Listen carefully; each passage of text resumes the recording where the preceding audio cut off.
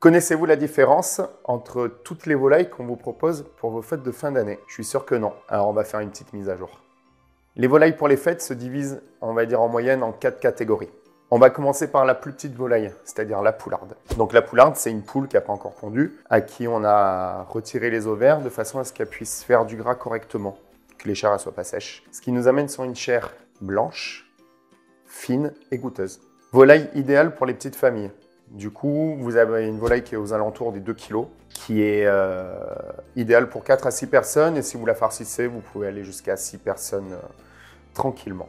La pintade chaponais. Alors là, contrairement au poulet, on est vraiment sur une volaille qui a une chair qui va tirer sur le brun, un petit peu grisâtre. Vous avez une volaille qui a du goût, du caractère. Et on est à mi-chemin entre le poulet et le gibier. Donc vous avez quelque chose qui est ferme, juteux et très goûteux en bouche. Ça, c'est idéal pour les familles, pareil, 4 à 6 personnes. Ça pèse 2,2 kg, 2,5 kg grand maximum. Et farci, vous pouvez faire 6-7 personnes bien servies. Le chapon, la star de notable à Noël.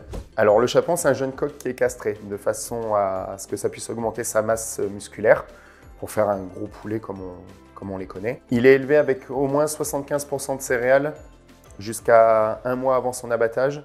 On complète avec des produits laitiers. Ce qui amène vraiment ce produit particulier, un persillé dans les chairs, quelque chose de très onctueux, relativement goûteux et pareil avec une jutosité qui est assez performante, on va dire, pour une volaille. Pour le coup, là, vous pouvez manger jusqu'à 10 personnes, 8 à 10 personnes sans le farcir et 12 personnes en étant farcies. La dinde, c'est une volaille qui a été ramenée par les colons en 1570. Et pour tradition, en France, on avait l'habitude de manger une oie, ce qui garantissait la protection du foyer au fil de l'année. Mais le problème, c'est que l'oie, il n'y a pas grand-chose à manger dessus. Ça fait un gros animal pour pas beaucoup de convives. Donc du coup, la dinde a réussi à prendre la place de la volaille de Noël qui était l'oie et elle s'est mise sur nos tables pour les fêtes.